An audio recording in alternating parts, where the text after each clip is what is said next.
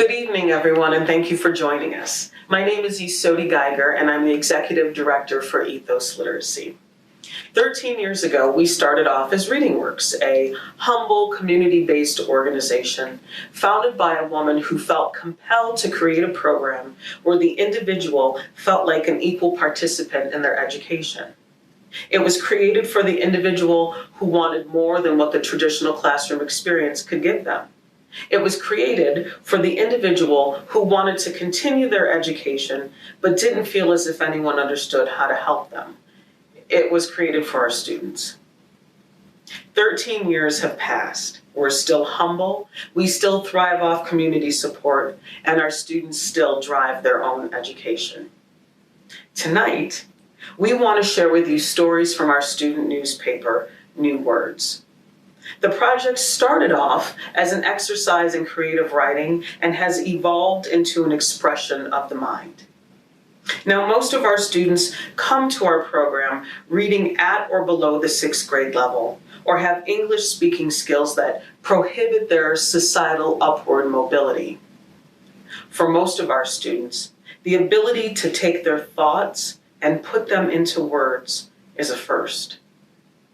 The ability to express their feelings in words is an entirely new way of communication for them and can generate a lot of fear when you read your thoughts and feelings out loud to strangers. So, tonight is a triumph on all levels for our students and a chance for you to share the space with vulnerable individuals who made the conscious decision to let strangers into a sacred place that few have been allowed to access. Our first reader tonight is an avid football junkie and all-around sports enthusiast. He joined our program about 4 years ago, looking to improve his reading and writing. With much success, he has accomplished that, read a book, and learned all the states. Here is Christopher reading, I Want Something Different. I want something to be different. I could go to the mall. I want to go to restaurants. I want to play Special Olympics again. I want to see my girlfriend. I want to see my cousin Rudy. I Want Something to Be Different by Christopher. Our next reader tonight is in our ESL program and came to us a few years back. She's working on her English speaking skills in a small group setting with one other student. Before COVID, she and her group would meet at a local Goodwill to practice. Now they meet via the internet and she hasn't skipped a beat. The student was gracious enough to share her story with us, but asked to remain anonymous. Please enjoy her story.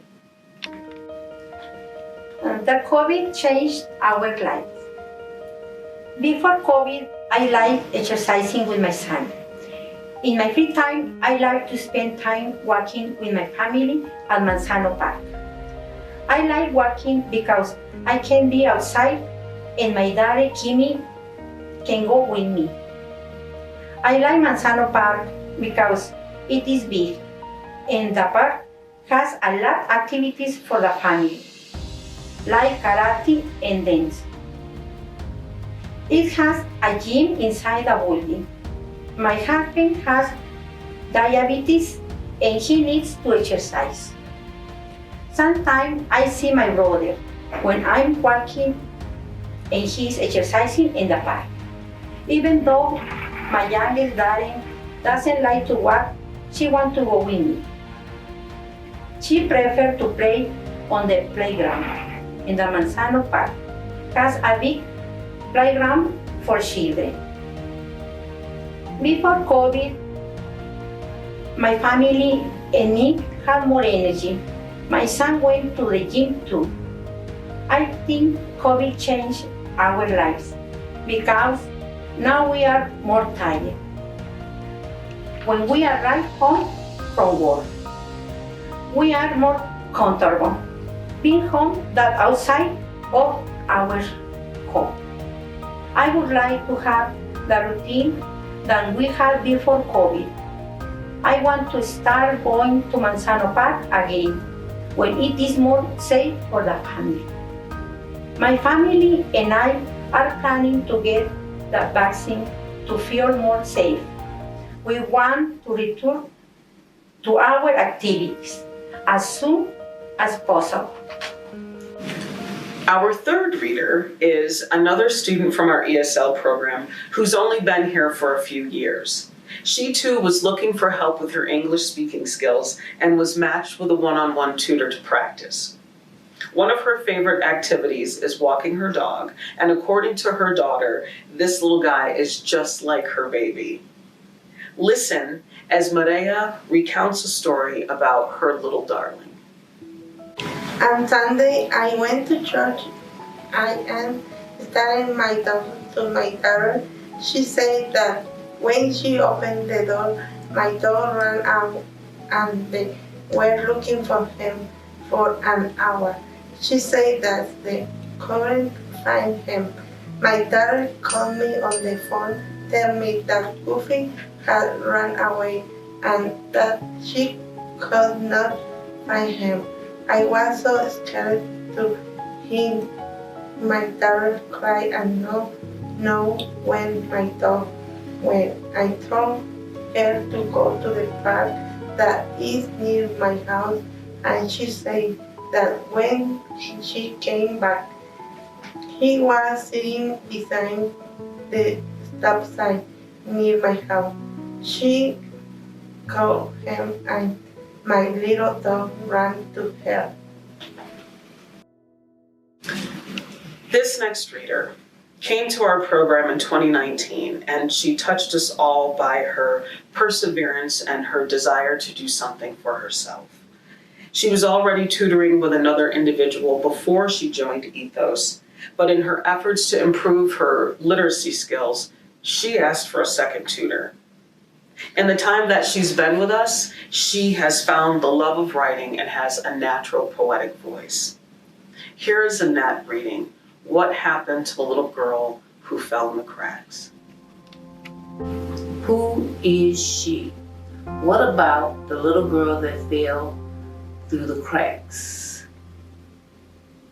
Who will reach the little girl that fell through the cracks? Only now, the little girl that fell through the cracks, she is a grown woman. Who will save that woman and help her come out of the cracks? Only help her come out of the cracks. Her literacy class, and I will not stop until I reach my goal. My future is much better than my past. Let me tell you about that girl. That little girl that fell through the cracks. She has always been ambitious. She learned how to run a convenience store and how to run a clothing boutique.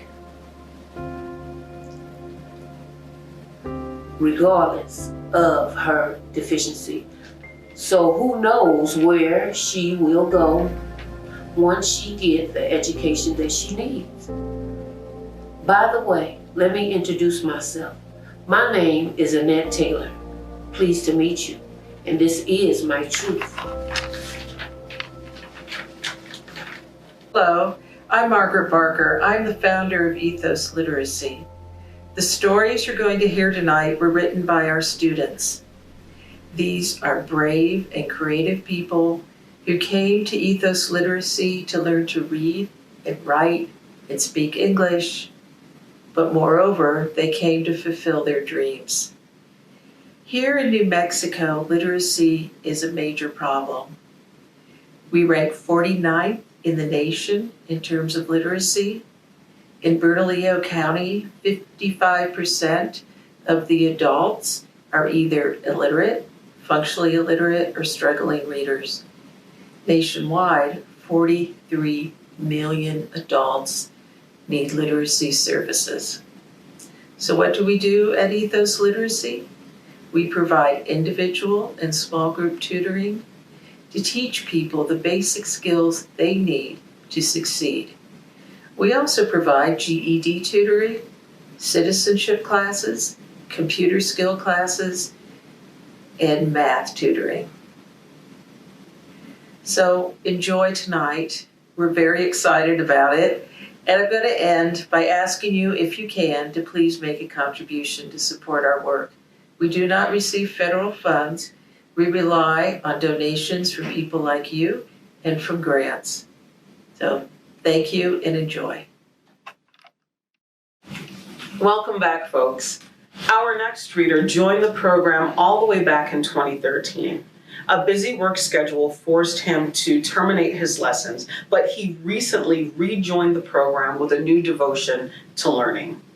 Besides his love of learning, he is compassionate about helping those in need and loves being a family man. Here is Eric reading a story about one of the greatest people in his life, his grandpa, Benny. My grandfather was an amazing man. I have always respected my grandfather Benny. He was a righteous man with a big heart.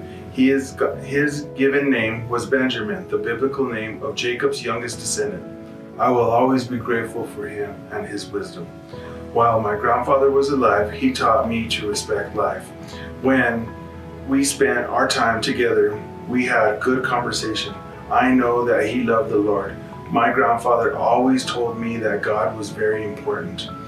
I had a great deal of respect and love for my grandfather because he served his country in World War II for 4 years as a combat engineer. He entered the war by storming the beaches of Normandy. He was short but great in stature. He carried a .50 caliber machine gun and he received the Purple Heart. He was injured in battle. He also received a 100% pension. His family was well taken care of. His brother was a military man as well, who was separated from my grandfather in their youth when their parents were divorced.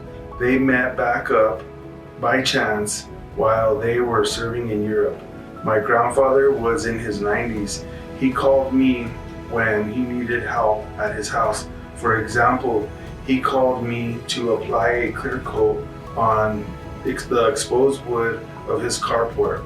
He lived until he was 100 years old, and in his last years, he lost his oldest daughter, my mother, who was a very important part of his life.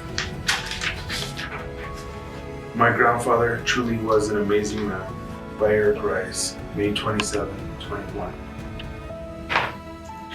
The next reader is one of a handful of our longtime students. She joined our ESL program back in 2015 and says she isn't leaving until she learns everything, and I believe her. Unlike many of our longtime students, she's been working among the same group of women since she began. Though their group has had different tutors throughout the years, this student has remained resolute in her learning and has relished the experience of being in our program. My hope is when she completes her studies, she'll become a tutor. I'd like to introduce Martha. When language unites us, it is beneficial to speak English because I have had the opportunity to learn about cultures and how they celebrate the holidays. Here in the United States, I have met people from different countries like Italy, Malaysia, Ireland, Iran, Spain, El Salvador, Cuba, and Bolivia. It doesn't matter where people are from, we all need to speak English. This language unites us.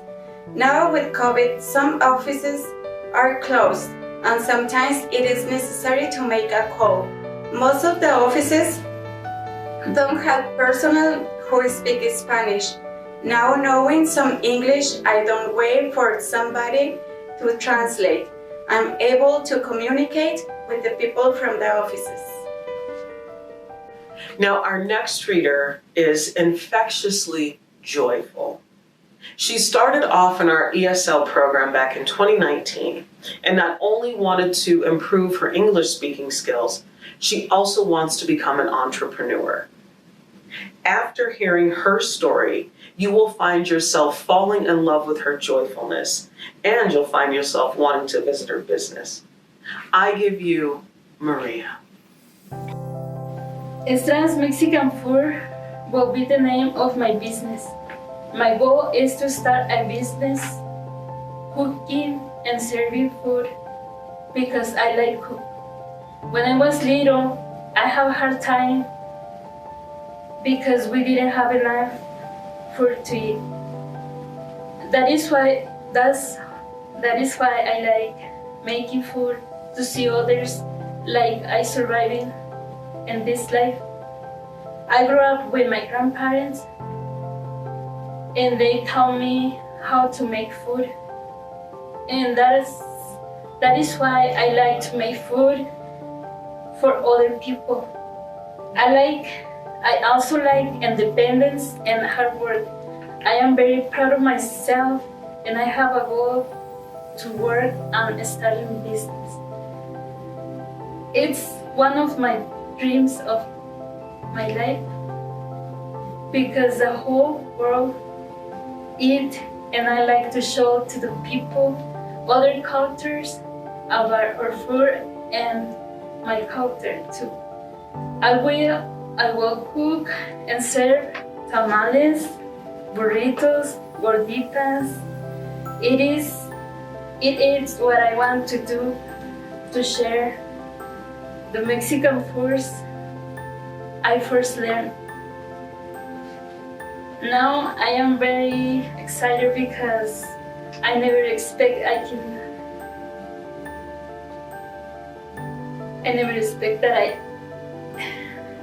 in this country I can do this.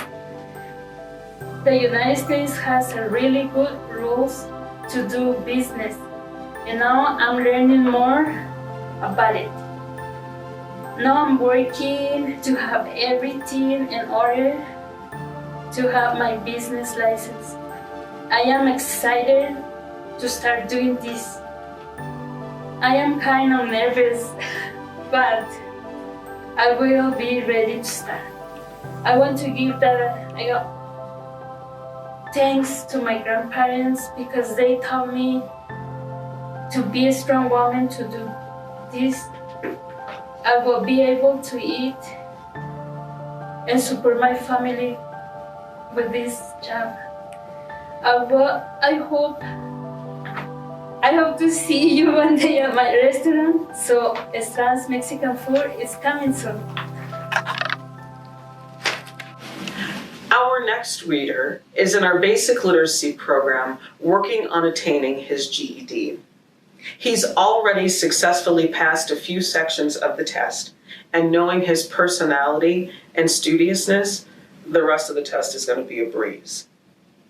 This student has his sights set on becoming a police officer, and the Albuquerque Police Department couldn't find a more honest, upstanding, and funny person. Here's Leon reading a short essay about the wind.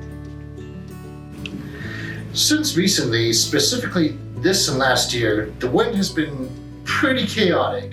With speeds clocking in between 40 and 60 miles per hour, it has pushed around just about everything, from small pieces of trash to assembled trampolines.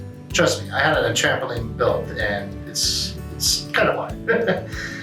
Anyways, on top of that, many pollens were spread which can cause allergic reactions. To make matters worse, this makes our already cold temperatures even colder.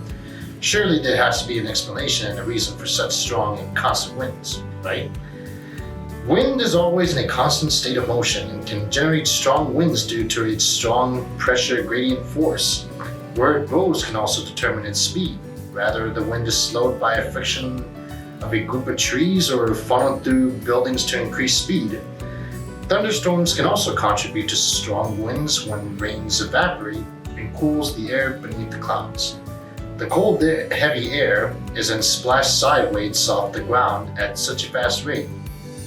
As bad as the wind can seem, it does kind of help. For one, without wind, moist air can't be circulated throughout the planet, leaving a lot of dry places and lots of dehydrated animals, plants, and even people. Heat from the sun is also moved around by the wind to properly distribute throughout the atmosphere. Wind also carries air pollution to keep areas as clean as possible. The wind can also be used as a renewable energy source. Now, it may have its benefits, but heavy winds can still cause problems. Take many precautions and secure as much of your property as possible. Take photos as well, in case you need to file an insurance claim. Try to stay as warm as possible, since heavy winds may show a drop in temperature. And the wind won't take its course, so the best thing you can do is just wait it off and hope the wind dies over. The last reader in our group is another industrious student who has had 3 different tutors since 2017. She is in our ESL program and has studied basic ESL skills, conversation, citizenship, and pronunciation. Her academic growth is evidenced in the story she's reading tonight. Students like Edith remind us how important the desire is to learn for some people. Without organizations like ours, who knows how long she would have spent time looking for help instead of learning. Here's Edith. The pandemic. I don't know about everyone, but in my experience, how I am affected has been more than one way. In my health, I have not been walking every morning as I usually did before. I think that is one of the reasons that I don't feel well the last few days. Not to have my English classes eventually made me to lose part of what I learned.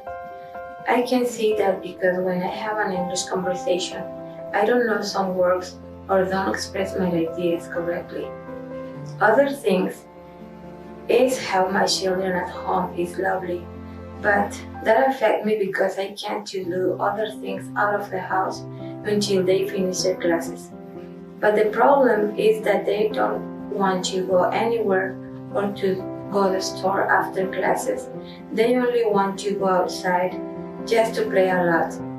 So, not to share, not to go, not to visit, not to do our normal life as we had before the pandemic. It has not been good for everyone, but it is not only negative things this pandemic makes us feel. The positive one for me is make us to reflect about life, how important it is to value our family, to speak with them daily, to love them no matter how they are, to accept them and be happy every single day, to do the best to others, because life could change or end in any moment, and we never know if tomorrow we are going to be alive. At Ethos Literacy, our volunteer tutors are the backbone of our organization. They come to us from all walks of life with varied levels of experience and each with a different reason for why they wanted to become a tutor. Tutoring's been on my bucket list, as Eric mentioned, because I told him that for years and years. I heard about the program and then I thought, I want to get involved again with tutoring just because I get so much out of it and feel like it's an important part of my life, even though I'm not a teacher by profession. Literacy is one of the things I am most passionate about. I work with different organizations who teach English as well as basic literacy and other skills. The main one was someone who helped me. Her name was Eula. I wanted to return to someone else what Eula gave to me. Regardless of their backgrounds, they all arrive to us with a desire to help another person recognize their potential by improving their education. When we notice that someone can't read or someone can't write, or they struggle with those things and have small, minimal abilities in those areas, we see the world differently. knowledge is given to us not to hoard, but to share. You know, it takes a lot to put yourself out there and try a different language. So many problems in the world, I can't solve the big ones, but if I can touch one person and make it better, that's a start. Although our tutors are responsible for teaching the classes, they often find themselves walking away with far more knowledge than they ever expected. Adults that we tutor, just like Christopher, come with all sorts of experiences and skills and knowledge that they have that they impart then to us. I was not accustomed to having a student who was enthusiastic, who wanted to be there, who thanked me for homework. Kendrick's spirit and his willingness to try so hard has, I wasn't really expecting that, so that's been really nice. It's been a nice surprise. They offer endless hours of their time freely each year, providing instruction with great sensitivity and unlimited amounts of patience. The passion that they bring to learning and the joy that they find in making the connections and being able to do new things with the English language. So that really inspires me. It's been wonderful to work with Kendrick. I enjoy his smile and all of his hard work. I haven't been a teacher per se. I mean, an educated teacher, and it's difficult for me, but it's rewarding. It enriched my life so much, and I have to say that I received so much more that I gave, because I met so many different people from all over the world, and it's one of the best things that happened to me in my life. And it's very gratifying, and I think the support and the sense of community really is so impressive, and I think it's a great opportunity. A sense of, I can do this, I can tutor an adult. She has taught me so much about the connectedness of just human beings. When you do anything where you lend a hand or your heart or your time or your energy, your life has to be changed from that. Ethos Literacy tutors are mentors, confidence builders, and cheerleaders. Without them, we could not fulfill our mission every day. They are our inspiration. We salute them and we thank them.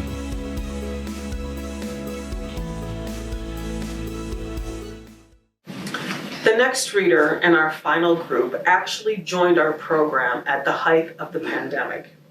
He started off in a drop-in program, and after we saw his dedication to learning, we quickly matched him with a one-on-one tutor. His new tutor, who was a former teacher, said she'd never had a student who was so excited to learn and one who consistently asked for more homework. Since they've been working together, Kendrick has never missed a lesson, does all his work, and earnestly tries to reach all of his goals. Here's Kendrick reading a story about his favorite pastime. I like movies. I think movies are interesting. Movies make me relax. I wish I could go to the theater. I like to watch movies in the dark. I like lots of movies. My favorite movie is Wonder Woman, is one of my favorites. Harley Quinn, The Dark Knight, and Free Willy, and Miss Panda Adventure are movies I like.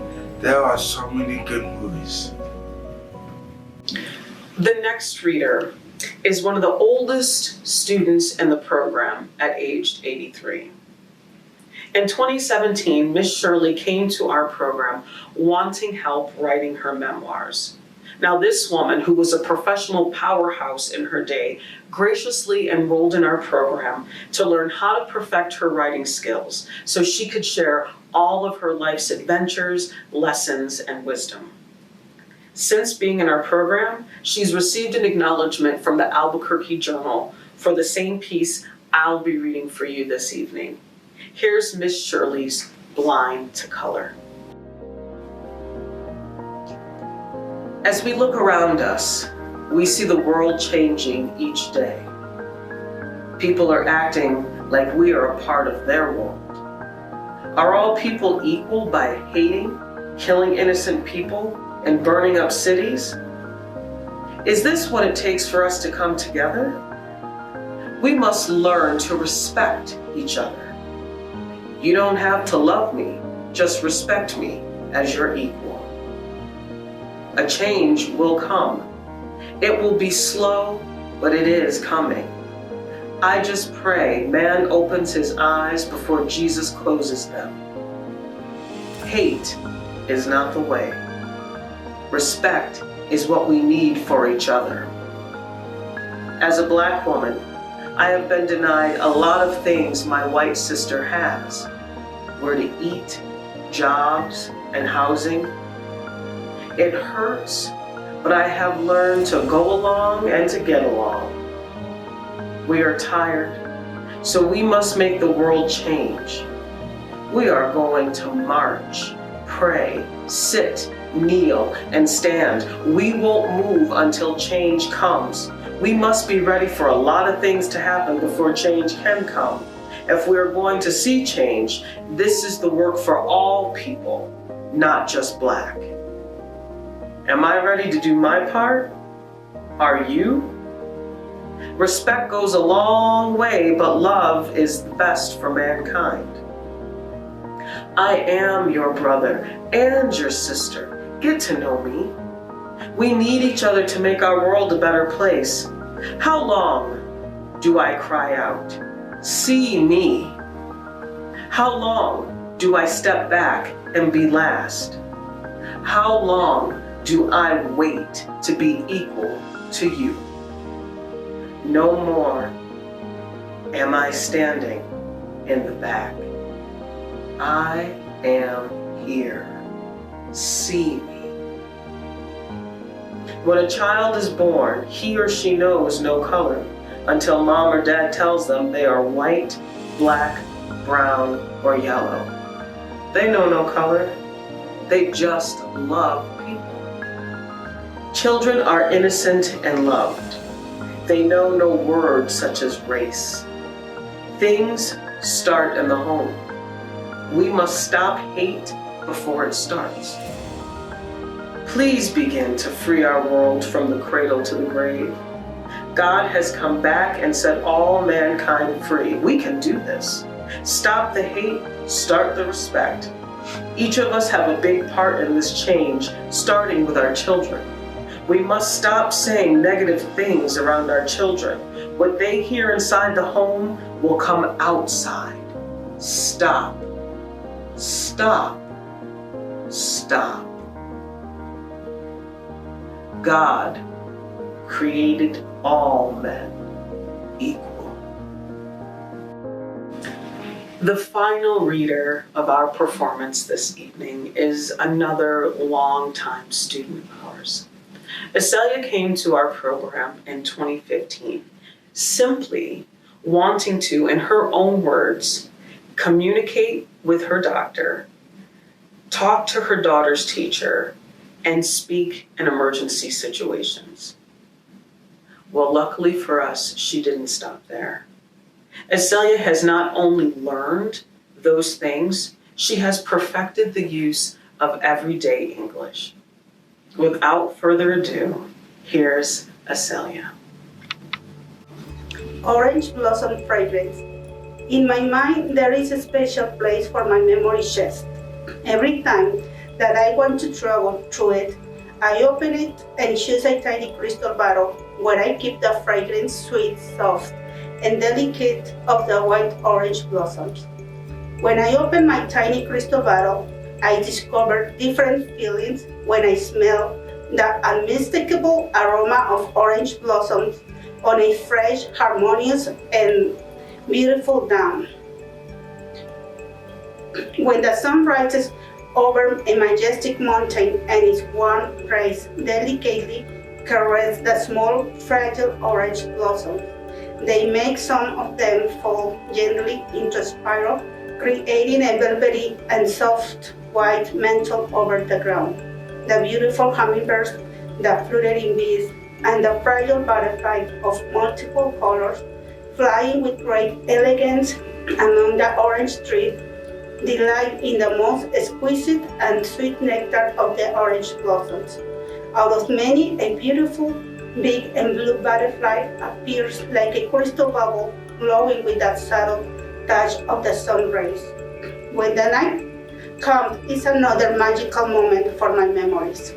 The silver full moon, the brilliant stars, and the vast and beautiful fluorescent light of the fireflies make a perfect combination for our delight that sparkles over the silent night.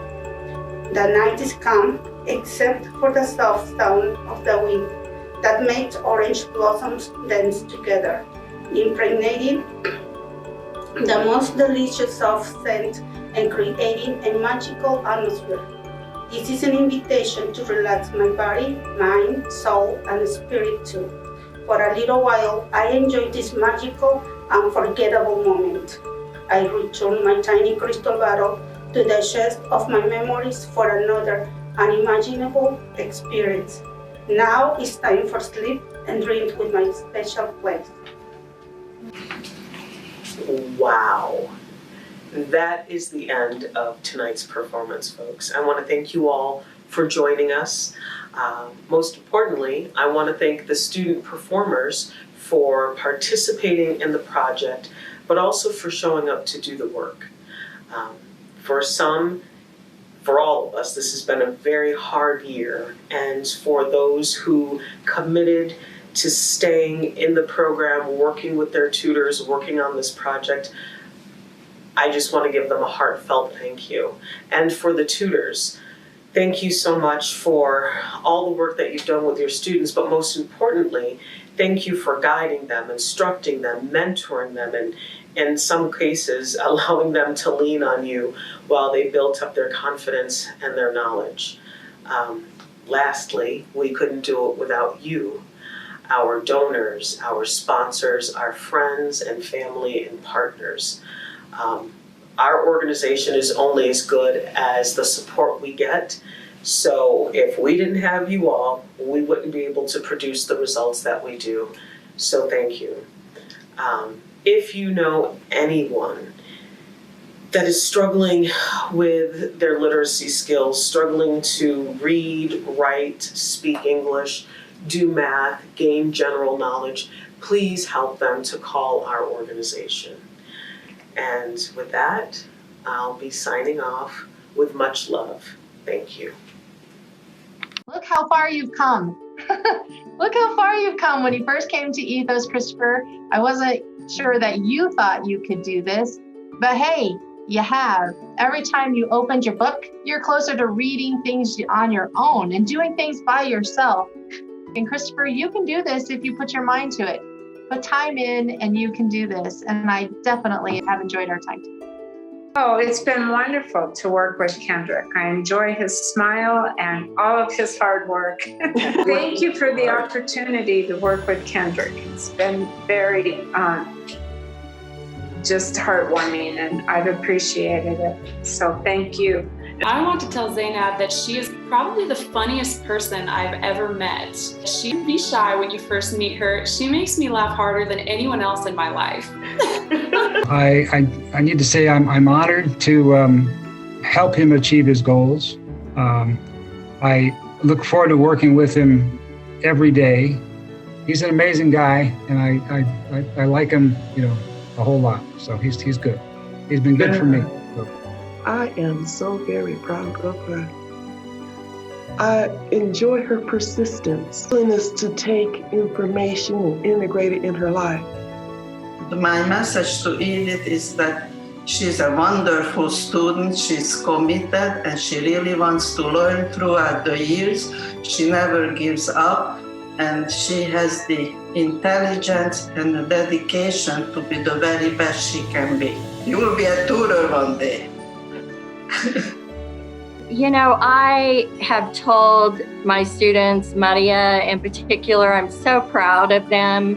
And I'm just so proud that, she's been able to continue throughout everything she's been dealing with through the pandemic and just life. So I'm very proud of you. I want to say thank you so much for everything that you bring to class. You know, your just willingness to learn. I think that you're an inspiration for your families too. Your commitment to education that, you know, you can learn at any point in life, and you're setting a good example for those around you. You're just awesome. So thank you for being part of my life. Thank you for meeting on a weekly basis. I look forward to it, and also look forward to continuing to work with both of you.